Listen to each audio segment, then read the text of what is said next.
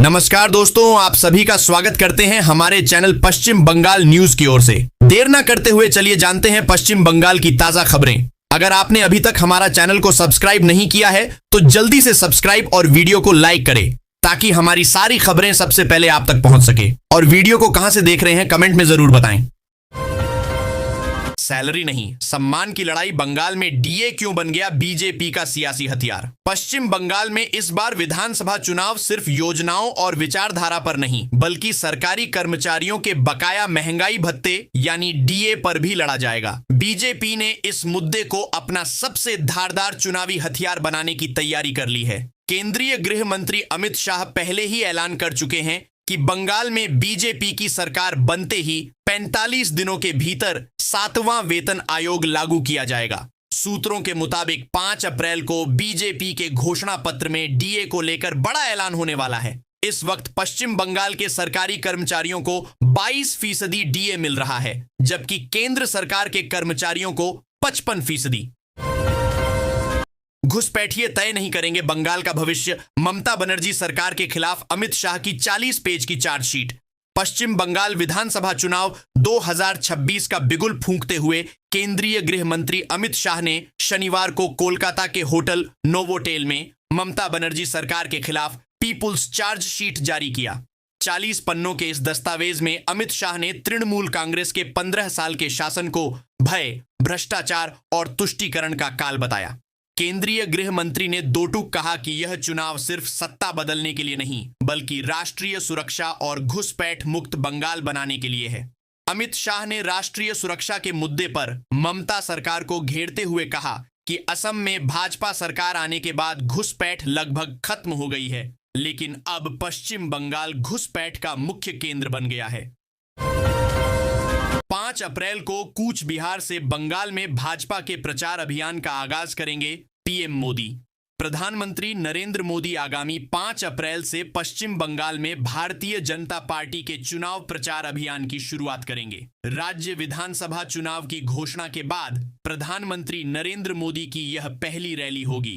5 अप्रैल को कूच बिहार में प्रधानमंत्री के प्रस्तावित कार्यक्रम के सफल आयोजन को लेकर शुक्रवार को पार्टी के वरिष्ठ पदाधिकारियों के साथ संगठनात्मक वर्चुअल बैठक हुई। शुक्रवार को बिहार के स्वास्थ्य व विधि मंत्री और पश्चिम बंगाल भाजपा प्रभारी मंगल पांडेय ने बैठक के दौरान कार्यक्रम की तैयारियों की विस्तृत समीक्षा की, समग्र कार्य योजना पर विस्तार से चर्चा की। मुर्शिदाबाद में रामनवमी पर हिंसा के बीच रिपोर्ट कार्ड बनाम चार्जशीट, तृणमूल भाजपा आमने सामने। पश्चिम बंगाल के मुर्शिदाबाद जिले में रामनवमी जुलूस के दौरान हुई पत्थरबाजी के एक दिन बाद केंद्रीय गृह मंत्री अमित शाह शनिवार को ममता बनर्जी सरकार के खिलाफ चार्जशीट जारी करेंगे। दूसरी तरफ तृणमूल सुप्रीमो ममता बनर्जी और टीएमसी के राष्ट्रीय महासचिव अभिषेक बनर्जी सरकार के रिपोर्ट कार्ड और परफॉर्मेंस रिपोर्ट के साथ लोगों के बीच जा रहे हैं। चुनाव के इस समय में रिपोर्ट कार्ड बनाम चार्जशीट पर राज्य की सियासी लड़ाई तेज हो गई है। तृणमूल ने रिपोर्ट कार्ड में सरकार की उपलब्धियों का बखान किया है तो उनके खिलाफ भाजपा चार्जशीट पेश कर रही है जिसमें सरकार पर निशाना साधा जाएगा। बीजेपी लक्ष्मण रेखा पार कर रही, मुर्शिदाबाद रामनवमी हिंसा से लेकर वोटर लिस्ट तक पर ममता बनर्जी का हमला। पश्चिम बंगाल में 23 और 29 अप्रैल को विधानसभा चुनाव होने हैं और चुनावी सरगर्मी अब पूरे शबाब पर है।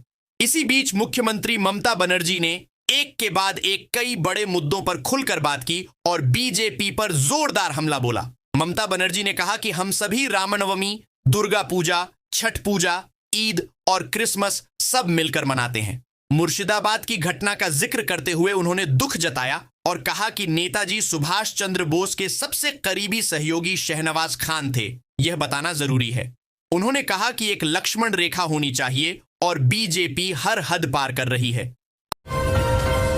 अमित शाह कोलकाता में खोलेंगे ममता बनर्जी सरकार की चार्जशीट, यह है भाजपा का मेगा चुनावी मास्टर प्लान।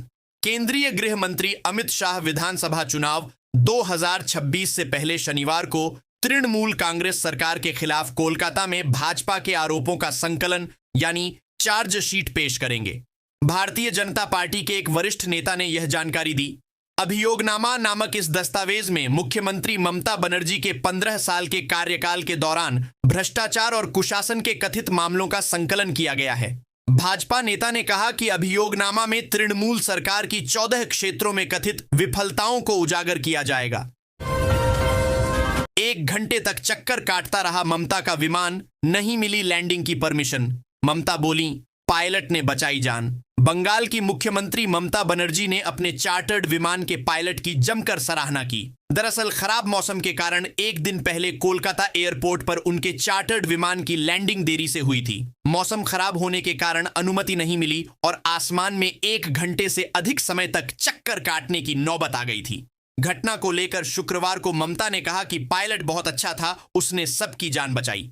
मालूम हो कि चुनावी रैलियों के बाद गुरुवार को अंडाल से कोलकाता लौटते वक्त अचानक तेज आंधी, बारिश और ओलावृष्टि के कारण मुख्यमंत्री का चार्टर्ड विमान समय पर नहीं उतर सका था। राम के नाम पर हुड़दंग और तलवारें मंजूर नहीं, बीरभूम में भाजपा पर बरसे अभिषेक बनर्जी, मंच में लगी आग।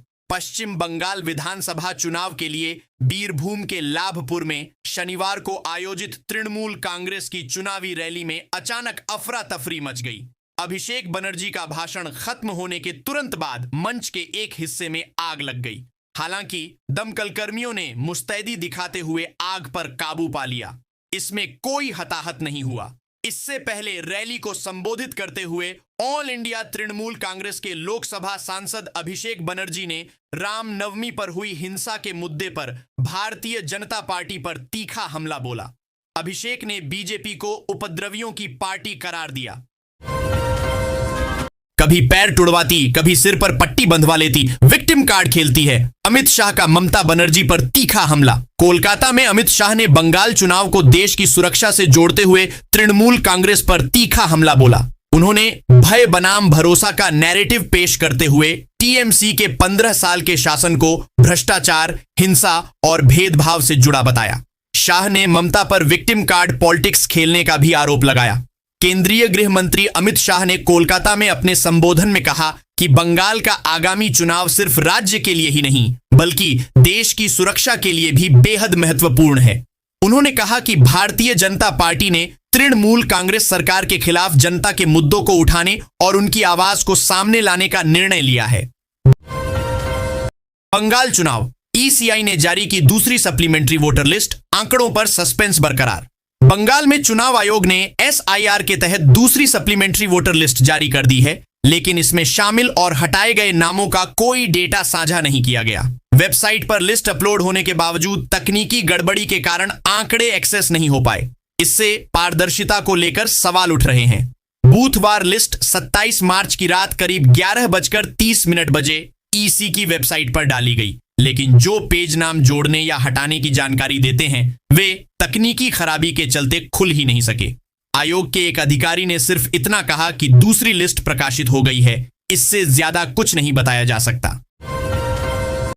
चुनाव आयोग से ममता बनर्जी की शिकायत, मतदान केंद्रों पर हमले के लिए महिलाओं को उकसाने का आरोप। पश्चिम बंगाल विधानसभा चुनाव के लिए 23 और 29 अप्रैल को 2 चरणों में मतदान होगा। इस बीच ममता बनर्जी के दार्जिलिंग में दिए गए एक भाषण पर विवाद शुरू हो गया है। दार्जिलिंग के नक्सलबाड़ी में नंद प्रसाद गर्ल्स हाई स्कूल मैदान पर 25 मार्च 2026 को हुई चुनावी जनसभा में ममता बनर्जी के भाषण से उनकी मुश्किलें बढ़ सकती हैं। निर्वाचन आयोग को इस भाषण का वीडियो मिला है। वीडियो में ममता बनर्जी महिलाओं से मतदान केंद्रों पर मौजूद रहने के लिए कह रही है। इसके अलावा जरूरत पड़े तो आवश्यक परिस्थितियों से निपटने के लिए घरेलू रसोई उपकरणों का उपयोग करने के लिए सीआरपीएफ कर्मियों को खुले तौर पर धमकी दे रही है। ममता बनर्जी की सीट पर चुनावी टेंशन, वोटर लिस्ट साफ नहीं, लोगों की बढ़ी बेचैनी। पश्चिम बंगाल में चुनावी बिगुल बज चुका है। 29 अप्रैल को दूसरे चरण का मतदान होना है और सबसे ज्यादा नजरें टिकी हैं भवानीपुर सीट पर, जहां मुख्यमंत्री ममता बनर्जी और नेता प्रतिपक्ष शुभेंदु अधिकारी आमने सामने होंगे। लेकिन चुनाव से ठीक 30 दिन पहले यहां एक बड़ा विवाद खड़ा हो गया है। बंगाल में करीब 60 लाख वोटरों के नाम अंडर एडजुडिकेशन यानी जांच के दायरे में है। साफ शब्दों में कहें तो इन वोटरों को अभी तक यह नहीं पता कि उनका नाम फाइनल वोटर लिस्ट में है या नहीं। इसके लिए एक सप्लीमेंट्री लिस्ट जारी की जानी थी जिसमें 29 लाख वोटरों का ब्यौरा होता। हुमायूं कबीर की जेब में कैसे आ गए ओवैसी? यूपी से बंगाल आते आते क्या खत्म हो गया टसल? हुमायूं कबीर ने बाबरी मस्जिद की नींव रखी तो उत्तर प्रदेश में AIMIM के नेताओं ने सबसे ज्यादा विरोध किया था, लेकिन 3 महीने के बाद ही उनके तेवर बदल गए हैं।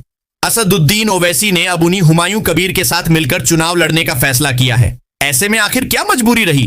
हुमायूं कबीर ने बाबरी मस्जिद बनाने के लिए बुनियाद रखी तो बिहार के AIMIM नेता शिरकत किए थे, लेकिन उत्तर प्रदेश में ओवैसी के मजबूत सिपहसालार माने जाने वाले सैयद आसिम वकार ने पुरजोर तरीके से विरोध किया था। उन्होंने हुमायूं कबीर को बीजेपी नेता शुभेंदु अधिकारी का राइट हैंड तक बता रहे थे। अब उसी नेता के साथ ओवैसी ने मिलकर चुनाव लड़ने का फैसला किया है। डर के आगे जीत है बीजेपी के खिलाफ किस रणनीति से माहौल बना रही है ममता बनर्जी? 15 साल से पश्चिम बंगाल की मुख्यमंत्री ममता बनर्जी एक बार फिर सत्ता में वापसी की कोशिश कर रही हैं। 2021 के बाद दूसरी बार बीजेपी कड़ी टक्कर दे रही है और काउंटर करने के लिए ममता बनर्जी लोगों को यह समझाने की कोशिश कर रही है कि अगर बीजेपी सत्ता में आई तो सब तहस नहस हो जाएगा। ममता बनर्जी पश्चिम बंगाल के लोगों को एक चेतावनी बार बार दे रही हैं, बीजेपी से बचकर रहने की चेतावनी। ममता बनर्जी बार बार यह समझाने की कोशिश कर रही है कि अगर पश्चिम बंगाल के लोग बीजेपी के बहकावे में आ गए, बंगाल की सीमाओं से आ रहे घुसपैठिए, चिंता की बात। ममता सरकार के खिलाफ शाह की। आगामी पश्चिम बंगाल विधानसभा चुनावों से पहले केंद्रीय गृह मंत्री अमित शाह ने कोलकाता में सत्तारूढ़ तृणमूल कांग्रेस सरकार के खिलाफ भाजपा का चार्जशीट जारी किया। भाजपा ने इस चार्जशीट को अभियोगनामा नाम दिया है। इस प्रेस कॉन्फ्रेंस में उनके साथ पश्चिम बंगाल विधानसभा में विपक्ष के नेता शुभेंदु अधिकारी और भाजपा के प्रदेश अध्यक्ष समीक भट्टाचार्य भी मौजूद थे। केंद्रीय गृह मंत्री ने ममता बनर्जी पर तीखा हमला बोला और आगामी चुनाव को डर और विश्वास के बीच का चुनाव करार दिया। पश्चिम बंगाल में विधानसभा चुनाव 2 चरणों में संपन्न होंगे। पहला चरण 23 अप्रैल और दूसरा चरण 29 अप्रैल को होगा। लीकर चा वाली राजनीति को उबाल का इंतजार, अंधेरे में रोशनी तलाश रहा वाम मोर्चा। सफेद धोती पंजाबी कुर्ता, कंधे पर खादी का झोला, पैरों में चमड़े की चप्पल या काले रंग का पाम शू, झोले में अपने इलाके का लेखा जोखा का खाता, प्लास्टिक की पन्नी में मूड़ी के साथ छोला, चना, बादाम और चश्मे का डिब्बा। बंगाल में वामपंथियों की यही पहचान रही है। उनका दिन लीकर चा, बिना दूध वाली चाय और बेकरी के टोस्ट बिस्कुट से शुरू होती है। कोलकाता के अलीमुद्दीन स्ट्रीट स्थित माकपा के राज्य मुख्यालय मुजफ्फर अहमद भवन की कैंटीन में एक समय सुबह से शाम तक न जाने कितनी लीटर लीकर चा बना करती थी। पार्टी के नेता चाय और टोस्ट बिस्कुट खाते हुए रणनीतियां तैयार करते थे।